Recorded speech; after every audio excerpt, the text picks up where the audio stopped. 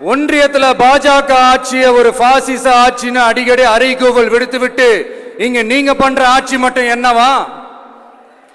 அதுக்கு கொஞ்சம் கூட குறைவில்லாத அதே பாசிச ஆட்சி தானே. ஒரு கட்சி தலைவனா ஜனநாயக முறைப்படி என் கழக தோழர்களையும் என் நாட்டு மக்களையும் பார்க்கறதுக்கோ சந்திக்கிறதுக்கோ தடை போடுறதுக்கு நீங்க யாருங்க?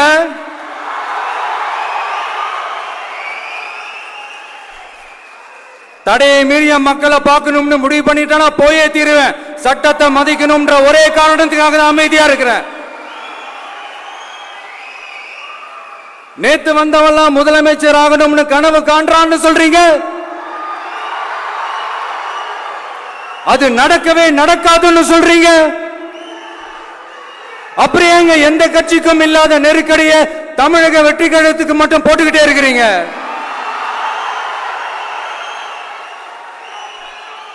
அணை போட்டு ஆத்த வேண்டும்னா தடுக்கலாம், காத்த தடுக்க முடியாது. அதையும் மீறி தடுக்கணும்னு நினைச்சீங்கன்னா சாதாரணமா இருக்கிற காத்து சூறாவளியா மாறும். ஏன் சக்தி மிக்க புயலா கூட மாறும். எனது அருமை தமிழக வெற்றி கழக தோழர்களே, நான் மாநாட்டில் ஒரு விஷயத்தை ரொம்ப வலியுறுத்தி சொன்னேன். அதே தான் இங்க நான் திரும்பவும் ரிப்பீட் பண்றேன். இந்த மண் பிளவுவாத சக்திகளுக்கு எதிரான மண், சகோதரத்துவ மண், சமய நல்லிணக்கத்தை பேணும் சமூக நீதிக்கான மண். இதை நம்ம பாதுகாத்தே தீரணும். உங்க எல்லாரையும் வேண்டி வேண்டி கேட்டுக்கிறேன். தமிழ்நாட்டிலிருந்து பல பகுதிகளிலிருந்து வர செய்திகள்லாம் கேட்கும் போது மன உளைச்சலையும் மன வேதனையும் தரதாகவே இருக்கு. சட்டம் ஒழுங்குன்னு ஒன்று இருக்கிறதாவே தெரியல. அதுக்கெல்லாம் இந்த கரப்ஷன் கபடதாரிகள் கவர்மெண்ட் தான் காரணம். இந்த நிலைமை மாறணும். அதுக்கு இருக்கிற ஒரே வழி, இங்க உண்மையான மக்களாட்சி மலரணும். அது வரணும்னா இவங்களை மாத்தணும்.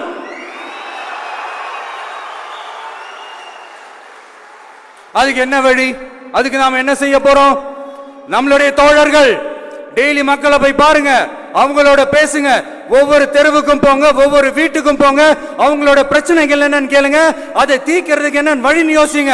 அப்பதான் அவங்களுக்கு நம்ம மேல ஒரு நம்பிக்கை வரும். அப்படி ஒரு ஆழமான நம்பிக்கையை விதைச்சிட்டு அதுக்கப்புறமா நிமிந்து பாருங்க.